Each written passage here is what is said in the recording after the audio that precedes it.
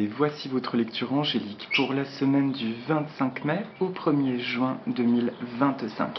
Semaine de nouvelle lune en Gémeaux qui aura lieu mardi 27 à 5h02 du matin. J'espère que vous allez bien, que vous avez passé une bonne semaine, 15 derniers jours bien. Ça me fait plaisir de vous retrouver. J'ai vécu des complications avec mon petit poussin Pierry qui ont fait que c'est entre autres pour ça que je n'ai pas pu tourner ma vidéo la semaine dernière. Les choses sont en train de rentrer dans l'ordre, mais il a été sujet à du piquage, ce qui est l'angoisse de tous les gens qui sont gardiens d'oiseaux, parce que ça survient pas, contrairement à beaucoup d'idées reçues, à un mal-être psychologique de notre animal, mais très souvent c'est lié soit à des problèmes de carence et particulièrement de vitamine D chez les oiseaux qui ne vivent pas en extérieur, ou alimentaire. Bref, en tout cas, changement de nourriture drastique, mes poussins qui mangent beaucoup de protéines animales du coup, et là ça y est, on est en train de sortir de tout ça, et ça a été, comme souvent, chaque chose a un sens. C'était l'occasion de me bousculer dans beaucoup de mes croyances, de faire un bilan sur beaucoup de choses, et voilà, d'où ce temps d'introspection. Je pense que ça a été un petit peu collectif puisque nous sommes dans cette énergie justement de remise à zéro de beaucoup de choses, de questionnement automatique, naturel sur, encore une fois, qu'est-ce que nous ne voulons absolument plus, mais surtout une question très présente ces temps-ci, j'ai remarqué autour de moi aussi, la notion de qu'est-ce que je mérite et comment je me sens par rapport à cette notion de mériter. Donc voilà, donc c'est en tout cas avec joie que je vous retrouve. Ça bouge, ça pulse, vous avez sûrement entendu parler la semaine dernière de tempêtes solaires encore extrêmement fortes. Tout ça c'est devenu un paysage quasiment quotidien. Ce qui est plutôt chouette, c'est qu'on se rend bien compte que ça bouge en profondeur, que ça bouge dans notre rapport au monde, à ce qui nous entoure, mais aussi dans notre rapport à nous, ce que nous mettons en place. On se lâche de plus en plus la pression, on accueille le quotidien tel qu'il est, et on se rend compte... Ça me fait rire, mes amis qui me connaissent vont rire. Mais arrêtez, parce que je fais au mieux. Qui me disent qu'il faut que j'apprenne à me poser. J'y travaille justement. Que c'est depuis un espace de tranquillité et de paix que nous avons des révélations et qu'il se passe également des belles synchronicités. Voilà. Je tiens également à remercier encore une fois pour des dons. J'ai reçu des dons financiers, mais aussi des dons de paroles bienveillantes, des très beaux partages. Donc j'envoie beaucoup de gratitude pour ça. Ça fait énormément de bien et puis ça nous rappelle aussi que on attire ce que nous vibrons. Donc ça me conforte encore plus dans cet état, dans cette envie d'être dans l'amour, de partage et de bienveillance, tout en sachant poser des limites là où c'est nécessaire. Donc c'est parti, pour les 3 temps de la semaine, j'ai tiré des cartes de l'oracle, si je retrouve le boîtier, il est là. Les Anges de l'Atlantide de Stuart Pearce, illustration de Richard Crooks aux éditions Contredire, qui est un oracle magnifique que j'ai déjà présenté il n'y a pas si longtemps que ça. Et pour la carte de synthèse, étant donné que j'ai vécu un truc de ouf au niveau de l'âme, je suis appelé à chaque fois que c'est le cas par le Mana Cards, le pouvoir de la sagesse hawaïenne. Et on va voir, comme toujours, c'est rare que je l'utilise, mais il m'aide toujours d'une manière très profonde. Je pourrais l'appeler l'oracle des clés de l'âme, tellement il vient remettre les choses à leur place. Donc c'est parti pour les débuts de semaine. Alors les poussins vont très bien. Il y a Nouna, je vous montre, elle est juste au-dessus de ma tête en fait, la petite louloute, sur la branche. Voilà, vous voyez Nouna, qui est toute cool, et en haut, dans la petite cage de transport, petit Pierry. Du coup, n'a pas une seule crise de démangeaison depuis ce matin, donc on touche du bois. On a fait des soins réciproques, et pour moi et pour eux, et cool aujourd'hui. Et aussi, je voulais quand même vous dire que nous avons fait le module 2 de la formation Vol Libre avec ma formatrice Margot, et que d'après Margot, ils sont prêts pour le vol libre. Bon, Maintenant, il reste plus qu'à continuer certaines habitudes, de mettre des branches, de les habituer en fait à créer des obstacles, et également le vol vertical, de me coucher au sol, leur apprendre la technique de descente. Ils l'ont déjà a priori, donc on avance super bien. Et le dernier module sera la posture de l'humain par rapport à ces oiseaux quand ils sont en extérieur, comment se comporter en termes d'appel spatial, s'ils se retrouvent un peu trop loin, etc. Et le dernier truc sera potentiellement la prise de rendez-vous en Vendée pour leur premier vol en liberté. Donc voilà, de toute façon, je vous tiendrai au courant de tout ça. Ça se met en place en douceur.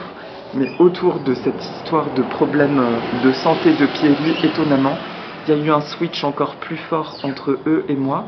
Et on se comprend absolument maintenant. Et je sens de plus en plus également cette liberté pour eux, qui est aussi un synonyme de liberté pour moi. Bref, ça suffit les blabla perso. C'est parti, le début de semaine. C'est l'archange Zadkiel.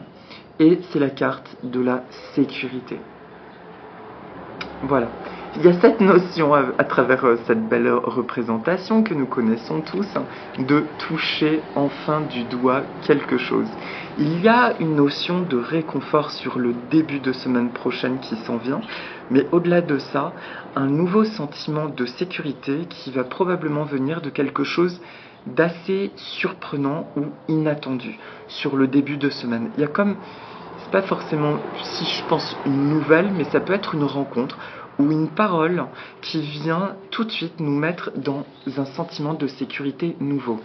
La semaine précédente, de ce que j'ai ressenti, nous avons, peut-être que c'était votre cas, ressenti une espèce d'entre-deux. Être dans ce flou où ça vole dans tous les sens et finalement on n'arrive même plus à poser de repère et que le repère c'était juste d'être dans l'acceptation de cet état de flou. Le début de semaine prochaine, lui, il vient sceller au milieu de cet état de flou, de nouveau un sentiment de sécurité, un espace depuis lequel on peut commencer à nouveau à nous déployer. Et ça, je pense que nous avons vécu ces crises. Je pense que la semaine dernière, c'était une crise au niveau de l'incarnation, encore, dans le sens où nous avons compris, libéré beaucoup de choses au niveau de l'esprit, au niveau de l'âme, au niveau des ancêtres, au niveau des vies passées, ce genre de choses. Là, la semaine dernière, c'est plutôt notre rapport au monde qui nous entoure. J'ai réalisé, par exemple, personnellement, Pierry se démangeant forcément, quelle est la corrélation avec moi? La peau, c'est aussi l'échange avec le monde extérieur. Et moi, j'ai une montée d'inflammation d'eczéma. Et je me suis dit, en fait, c'est des peurs de la vie. Encore des peurs qui remontent. La notion de la vie est en train de devenir plus clémente avec moi, mais avec tout ce que j'ai traversé ces dernières années, je me sens encore violentée et du coup dans la peur de laisser quelque chose rentrer dans ma vie. Vous voyez, ce truc de « et pourquoi ça recommencerait pas ? Et pourquoi je retomberais dans le même panneau d'être perméable à la vie alors que dernièrement elle m'a tellement malmenée ?» Je l'exprime exprès comme ça parce qu'il faut aller au bout de nos croyances. Et du coup, depuis cet espace, j'ai pu le libérer parce que même si ma conscience s'est dit oui, mais t'avais à comprendre des choses, t'avais à libérer justement le transgénérationnel et tout, blablabla, eh bien, mon corps, lui, n'avait pas imprimé ces infos. Du coup, là, c'est l'occasion pour nous d'ancrer dans la matière que, effectivement, toutes les difficultés que nous avons pu vivre jusqu'à présent, si nous regardons bien, c'était tout un chemin parcouru pour nous délester de peurs originelles et de bagages aussi liés à nos ancêtres et à nos vies passées. Et donc là, vraiment, ce début de semaine, c'est un sentiment de sécurité nouvelle.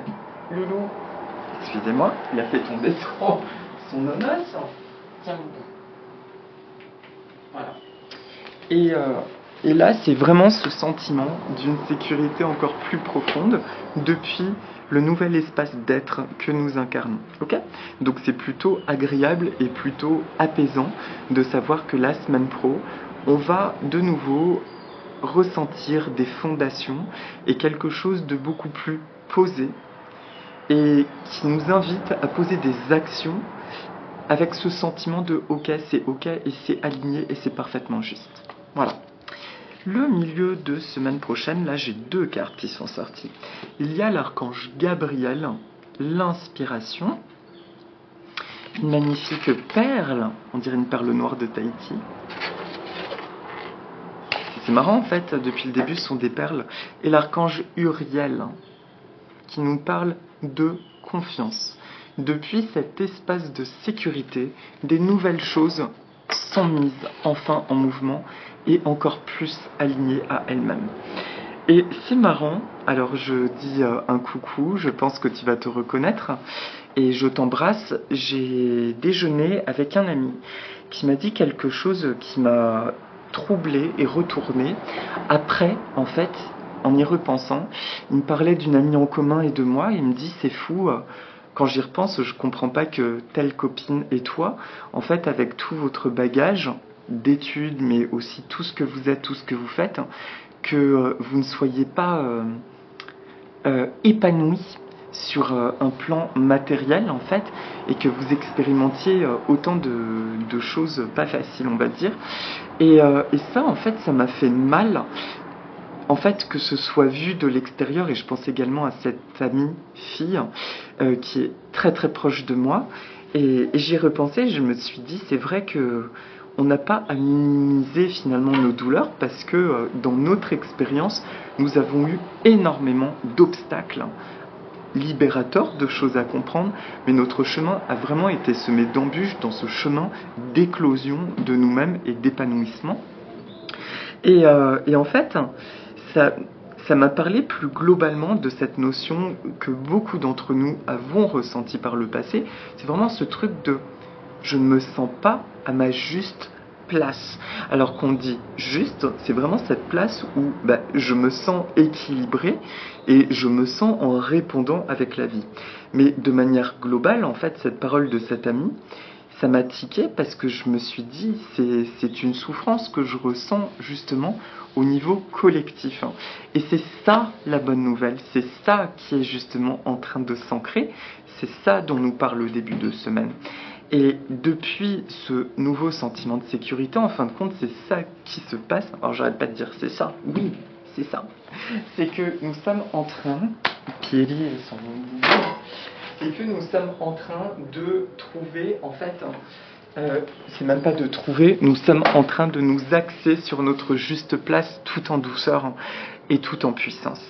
Et la perle de ces deux cartes, comme par hasard, vous connaissez la symbolique de la perle, c'est cette notion de réaction d'un grain de sable qui rentre dans le coquillage, qui va le bombarder de nacre, en fait, pour ne pas griffer ses tissus vivants. Donc de ce fait d'une agression extérieure, il crée un objet d'art. Pour nous humains, quelque chose d'absolument prodigieux et magnifique. Et c'est vraiment ça, sur le milieu de semaine, c'est un message que je perçois, c'est que finalement tous nos obstacles et nos souffrances passées nous ont permis de créer de nous une œuvre d'art, quelque chose qui a une valeur incommensurable, mais de par ses compréhensions, qui nous ont permis d'accéder à la beauté de notre être et à l'infinité de notre être. Voilà, donc inspiration et confiance. Alors Uriel plein de douceur, Gabriel porteur de jolis messages. Bon, un milieu de semaine qui nous parle visiblement d'un temps de réceptivité. Ce sera pas trop une semaine de dynamisme en termes d'action, et pas d'inquiétude pour ça. Il y a un temps pour chaque chose. Là, nous sommes plutôt dans la notion de positionner ces belles valeurs que nous retrouvons. Voilà. Donc confiance, inspiration, et il y aura ce sentiment de confiance. Tiens, et j'ai pas vu, mais sous Uriel, c'est une montagne. Donc sous Gabriel, c'est la Terre, la planète Terre. Pour moi, de nouveau, ce nouveau positionnement sur la Terre ferme, quoi, la matière, et la montagne, l'assise et l'ancrage. Et pour terminer, c'est l'archange Raphaël, le week-end prochain. Pardon pour le bruit de camion. La force terrestre. En fait, je m'excuse pour le bruit, mais je ne m'excuse pas du camion, c'est plutôt lui qui devrait s'excuser. Force terrestre. Alors là, c'est un crop circle qui est représenté. Bon, bah, il y a plein de croyances autour de ça. Toujours est-il que les crop circles sont des ondes de forme. Et là, de ce que je vois sur la photo, il ressemble complètement au labyrinthe de la cathédrale de Chartres. Là, nous passons en fait de la perle à une pierre. Et je cherche le nom de la pierre verte, la pierre précieuse. Alors, là vous êtes en mais c'est ça Eric. Bon, je l'ai plus, le saphir c'est bleu, le vert, ça me revient plus. Non mais c'est un truc de fou, en plus c'est la pierre préférée de ma mère. Ah mon dieu, rouge, grenat, vert. Bon, vous savez de quelle pierre je parle en tout cas. I'm sorry. Donc Raphaël, on est sur la guérison. Là, ça parle de force terrestre. Et ça parle le week-end de prochain, enfin, et ça y est, du nouveau moi qui est là sur Terre, qui est là dans sa puissance sur Terre. C'est-à-dire que nous avons des inspirations avec les lois terrestre. Enfin, la fin de ce sentiment de séparation avec ce qui nous entoure et enfin ce sentiment de pleine expression et de parfaite harmonisation avec ce qui nous entoure. Donc ça va être un week-end, je pense, très très agréable. C'est d'ailleurs un week-end où je vais animer, moi, à mon travail dans la jardinerie, un atelier, une conférence sur les plantes succulentes. Si vous êtes du côté de Brie-sur-Marne, je vous invite à venir à la jardinerie où je serai, du coup, et dans l'après-midi. Voilà, et nous allons parler de succulentes et de cactus. Donc, l'archange Raphaël, en tout cas, voilà, week-end de prochain, guérison, ancrage, pleine expression de soi, et c'est comme si ça me montre l'image de nous un peu translucide jusqu'à présent, avec certes des belles couleurs, mais que là on se ressent, on se voit depuis tout notre corps, et on se dit ah mais c'est pas vrai, c'est moi, ah super, et maintenant je peux poser des actions et j'y vais. Voilà. Et mais surtout, je suis reconnu dans mes qualités d'âme et mes qualités d'être. Voilà mes amis pour la guidance de la semaine. Et alors, la carte de synthèse, c'est Naopaka. Naopaka, c'est le nom d'une fleur hawaïenne. J'ai fait des recherches dessus. Je n'ai pas réussi à trouver son nom latin, mais c'est la fleur que vous voyez sur la carte qui ressemble au tiare apetahi à Tahiti, qui est un tiare, on a l'impression qu'il est coupé en deux. Et Naopaka, c'est pas le tiare, c'est encore une autre plante qui est entourée de plusieurs légendes à Hawaï autour de la séparation d'un couple qui aurait été séparé par la jalousie des divinités et notamment de Pélée, et qui ont été condamnés, l'un je crois que c'est lui en haut d'une montagne aérée et elle sur un rivage. Et en fait cette énergie, elle vient nous parler justement de la séparation nécessaire, d'une séparation qui est nécessaire et qui se fait dans la douleur afin de retrouver la totalité à l'intérieur de nous. C'est comme si la fin de cette légende pourrait être que ces deux zouzous là, ces deux amoureux, eh bien, pour pouvoir se retrouver, ils doivent comprendre qu'ils peuvent vivre l'un sans l'autre, qu'ils sont des êtres extraordinaires séparément. Et c'est seulement par cette connexion que les obstacles vont être détruits et qu'ils vont se retrouver face à face et que leur amour va faire jaillir quelque chose d'encore plus grand que ce qu'ils pensaient. Et ça, c'est ce que viennent nous dire les énergies de ces derniers temps, c'est que nous avons dû expérimenter des séparations extrêmement profondes.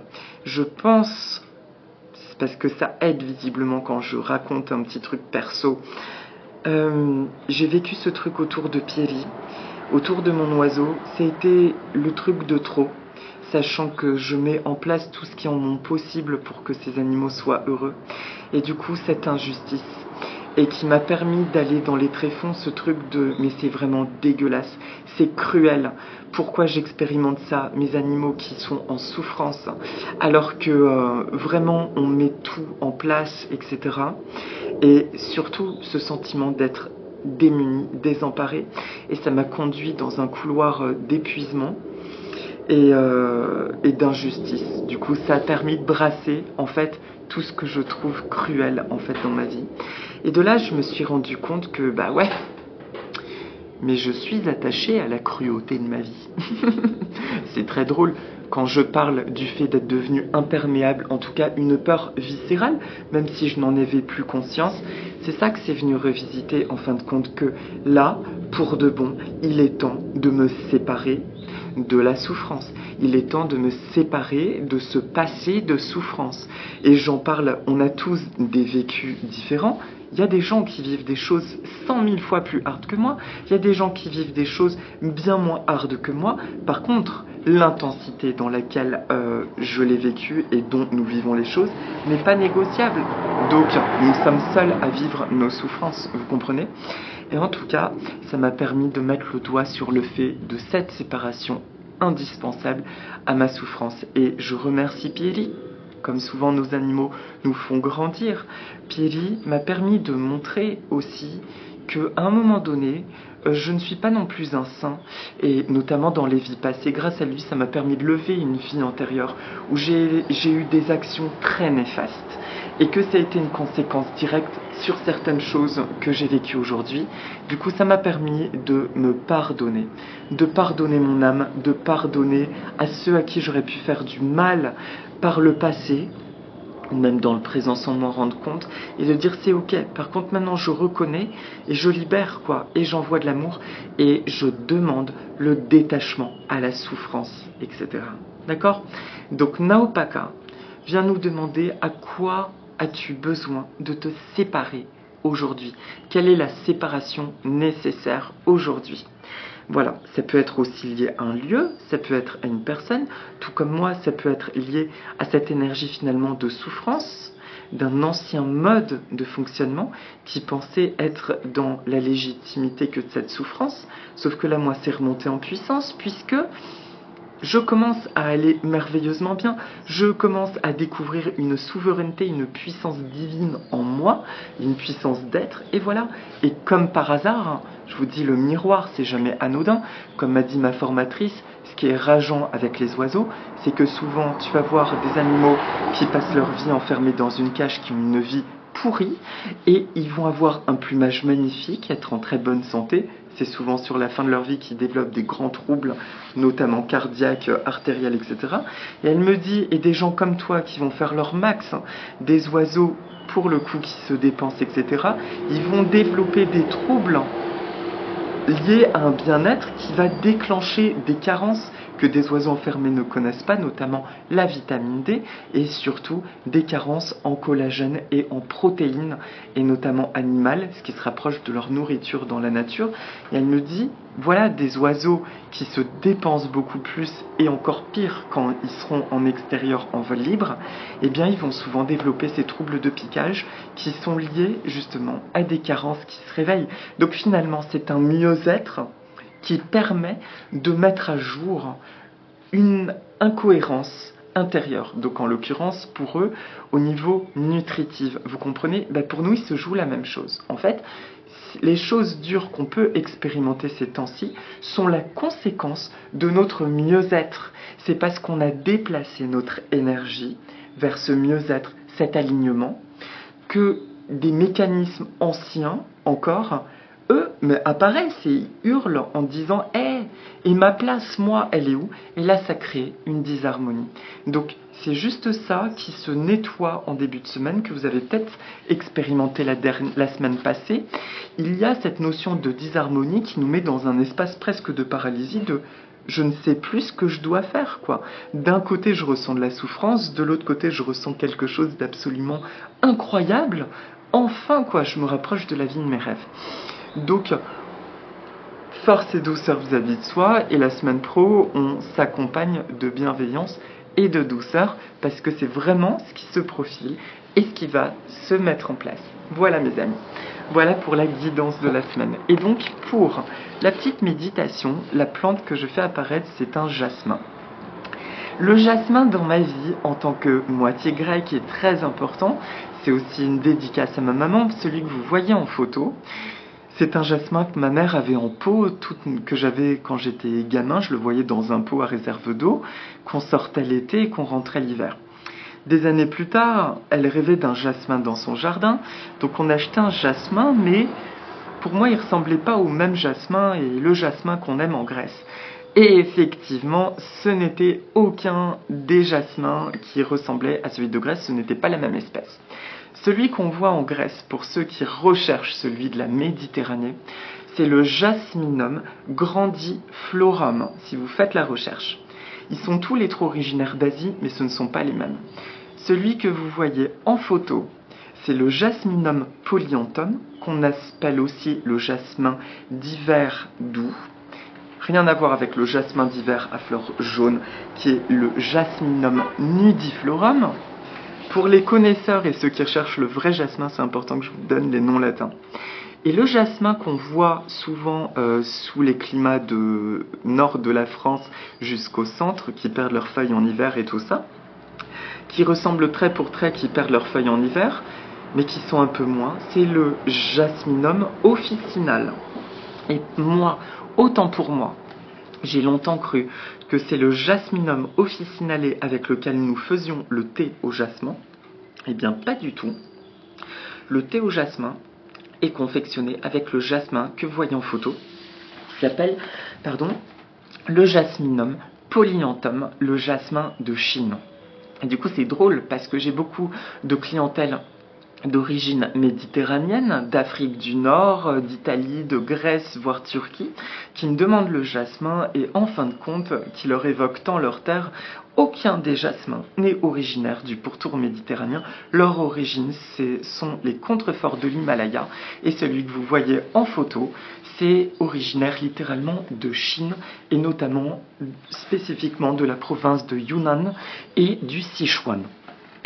Voilà pour la parenthèse botanique. Donc, ce petit jasmin, il va très bien pousser en pot, mais il est très peu rustique, donc il adore être l'été dehors et l'hiver rentrer protégé du gel. Le mien, il va rester sur mon balcon, je le rentrerai que quand on annonce du gel, parce qu'il fait un peu chaud dans mon appartement, et je le ressortirai comme je fais avec toutes mes plantes méditerranéennes dès que les gelées sont écartées. Le seul sous nos latitudes parisiennes qui pousse, c'est le jasmin officinal et le jasmin de Virginie, le Trachélospermum. Si vous êtes dans le sud de la France ou en Bretagne, vous pouvez vous le tenter celui-ci, ainsi que le jasmin dit de Grèce, qui est le grandiflorum. Voilà. Mais pour le parfum le plus capiteux, c'est celui-ci, le polyanthum, et le jasmin grandiflorum. Voilà pour la parenthèse botanique. Et la culture en pot est on ne peut plus facile puisqu'il accepte très bien, pareillement, qu'on lui coupe un peu les racines au printemps pour rafraîchir la motte et qu'on taille les branches. Et d'ailleurs, les jasmins peuvent être même cultivés en bonsaï, ça existe et c'est magnifique.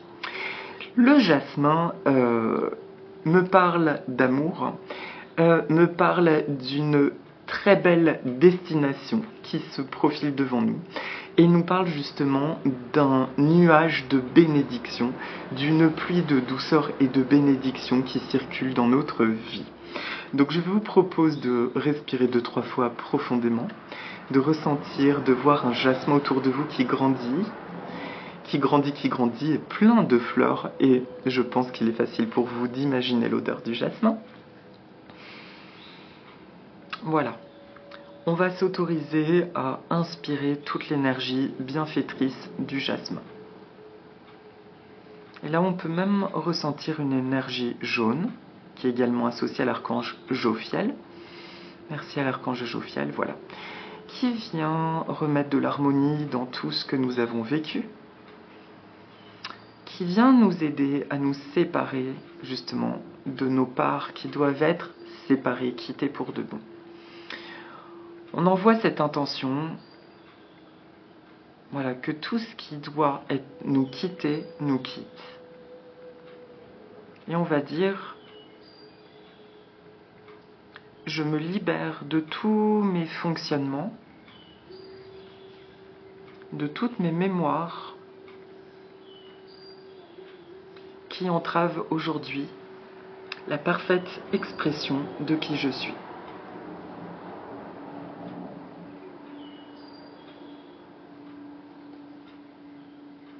ma nouvelle façon de fonctionner s'harmonise parfaitement à mes racines, à mes origines. Je demande simplement que tous les dysfonctionnements et la disharmonie me quittent définitivement. Tout va bien maintenant dans ma vie. Je suis alignée à ma puissance et tout va merveilleusement bien dans ma vie. Je remercie pour la beauté de qui je suis. Je remercie pour l'amélioration dans tous les domaines de ma vie. Je remercie l'énergie du jasmin, l'archange Jophiel, ainsi que toutes les sources d'amour et de lumière de l'univers. Et moi-même. Voilà. Voilà mes amis. On respire profondément et tout va bien. Je vous souhaite une super belle semaine. Prenez bien soin de vous. Allez, on quitte tout ça là. Et on écoute notre inspiration et notre créativité. Merci pour votre délicieuse présence. Prenez bien soin de vous. Et je vous dis à la semaine prochaine. Et si vous voulez, dites avec les poussins et moi, Aloha, Nana.